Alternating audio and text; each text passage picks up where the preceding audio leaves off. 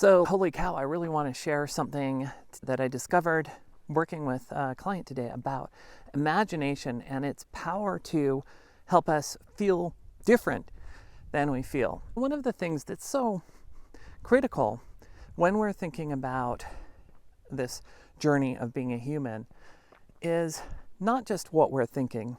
It's so easy to be in our heads, especially for those of us who are highly educated and like to think a lot. So easy to be stuck in the head. But that is just one small part of our whole system of what we are as humans. And the feeling part is so often ignored in all of this thinking stuff that so many of us do. The feeling's always there. It's always there inside of us. The feeling is always there, often driving our logic, and I'll talk about that another day. But at the end of the day, if we want to have a better experience of life, it's all about the feeling. At the end of the day, like all of that logic and reasoning that we do as humans is ultimately to make us feel a certain way, to feel good or bad or inspired or whatever, feel creative. All of that reasoning is about feeling. Feeling is really, really important. And if we want a better experience of life, where we are on the feeling tone scale that goes from the very bottom is like shame and guilt. Those are some really low on the feeling tone scale places to be, to very high is a feeling at the top is a feeling of like unconditional love, just connected to everything in the universe and feeling the love of that. So it's moving up that feeling scale is super important. But I always struggled with that. It's hard. It's like, how do I move up the feeling scale? And I remember hearing somebody explain that sometimes you can move up it step by step and it's a little bit easier. If you're really angry right now, it's hard to suddenly go into a feeling of love immediately from anger. Like maybe from anger you go up into the next state, and then from there you move into the next state, and so on. So that makes sense, but it's been really hard to do. And so something that I think is so interesting in all of this is the idea of imagination. The breakthrough is really, I always thought of imagination as having to imagine a picture of something, or imagine some new intellectual thing, or some new vision of something. I never thought of imagination before today when I was actually talking to a client about this course that we do, Core Intelligence, where we look at the different 4 faculties, one of which is imagination. That imagination, you can imagine a feeling state.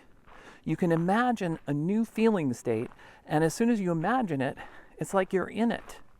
It's like now you're in that feeling state. So if I say I'm going to imagine confidence, and I actually use my imagination to imagine what does it feel like to be confident, and I succeed in that imagination, now I am feeling confidence, like immediately. It's pretty amazing. It's like, wait a second. I can imagine confidence and then feel confidence, and so now I'm feeling confidence. No, I get it. Your rational mind, my rational mind is like, wait, but that's fake. That's not real. And I think that's the funny thing about all of this is what is real and what is fake when it comes to emotion. I mean, those are just products of our intellectual mind trying to make things real or fake. It's not about what actually is real or fake when it comes to an emotion, because what is a fake emotion? What is a real emotion? An emotion is just an emotion. The real and fake stuff comes back from all the subterfuge that our minds can do. So that's kind of interesting. We can imagine ourselves into a state and be in that state as soon as we imagine it. We don't have to go through any fancy other stuff. We can just do it. Be it. Like, wow, it's pretty cool. So it's really powerful once you I mean, I don't know. To me, it seems really powerful. Maybe it won't be that practical in the end, but I'm curious what you think about this. Like, can you just imagine yourself into some different feeling state? Like, there's this thing of fake it until you make it that's out there. Well, I shouldn't say there's this thing out there. Fake it until you make it I've done that before. And I always thought when I was faking it until I make it, it seemed kind of like a little bit artificial because it has the word fake in it, which is not usually a very good word. Fake it until you make it. But what if really that idea is not about some kind of fakery? It's not about, trying to be something that you're not. It's actually about imagining a feeling that you wouldn't otherwise have just if you were reactively just feeling whatever you would feel today. What if, like, you're about to go in front of an audience and you're not, for whatever reason, you're not feeling confident. You're like, I don't know if I know enough. I don't know if they're going to be impressed, or they might laugh me off the stage or whatever. So you're feeling kind of, your natural reactive feeling state is like one of feeling a little bit closed and feeling worried and anxious.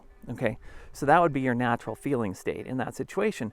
But what if you could imagine confidence, or conviction, or some stronger feeling state that you're going to go out and present from that state? And then you're feeling it in that moment. And you go out there and you're feeling the confidence instead of the anxiety. Is that fakery? Or since you're feeling it, is it actually something that you really feel in that moment because you were able to imagine yourself into feeling it, and now you're feeling it? Now, I'm not saying that it will automatically sustain itself. I think what often happens for most of us is we're like, wait, our intellectual mind wants to then intervene and get back into the whole deal and say, well, why are you feeling confident? You shouldn't feel, you have all of these reasons to not feel confident. Come on, come back into my headland and worry about this. Get back into anxiety. But that's crazy. Whoops. That's crazy. So what I mean by it's crazy is it draws us back in. It doesn't want us to imagine that confident state.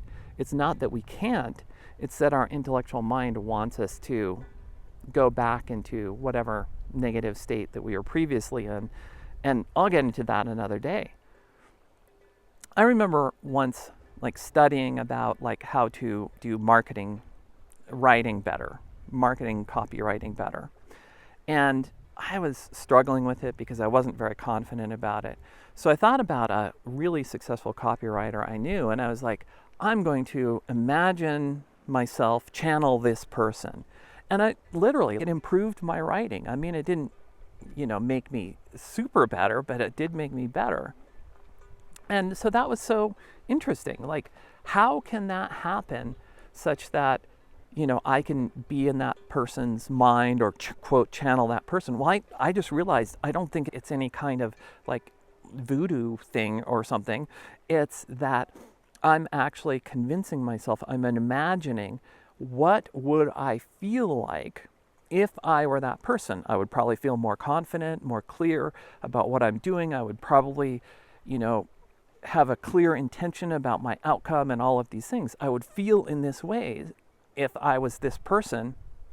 And by adopting that feeling, then it drives actually better actions, better thinking, better writing. It literally does. It worked for me, and then I just sort of forgot about it. I don't know why I forgot. But now I realize, well, do I have to picture myself being another person? Maybe, but maybe I could just picture, imagine just being more confident if that's what I'm doing, if I'm presenting or writing or whatever. Or if I'm angry right now about something somebody said and I'm in an argument, maybe I could imagine a different state. Maybe I could imagine feeling more just one step up the ladder. Imagine feeling more neutral. This is so freeing. The idea that imagination, the more I dive into this topic of imagination, the more I realize how powerful it is, and we underappreciate this, at least I did. And I don't see a lot of people talking about it. I'm looking over there because there are some sheep across the way. Some sheep running around. So anyway, so imagination and your feelings. Like if you're not feeling good, experiment with this. I encourage that. It's an awesome thing, and I think it's really powerful.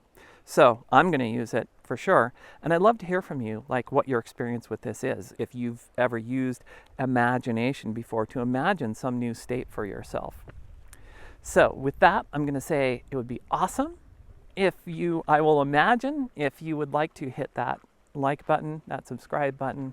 I'd really appreciate it. It helps me continue doing this work, which right now I do entirely for free. Maybe someday I'll have to do something to get paid for it, but I do it entirely for free. So I would love your support in however you can, sharing it with a friend and that kind of thing.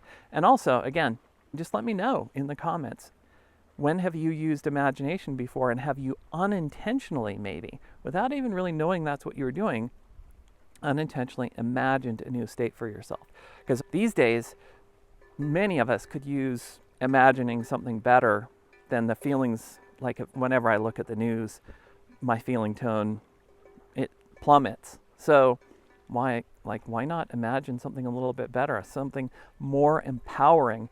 So rather than just looking at the news and saying it's bad, feeling empowered to go out and do something about it. Like courage, for example. Courage is a great feeling tone to have that's more empowered than like anger or frustration or worry or anxiety. Courage.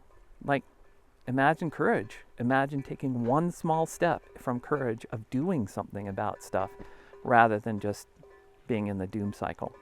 All right, I'll sign off. See you later.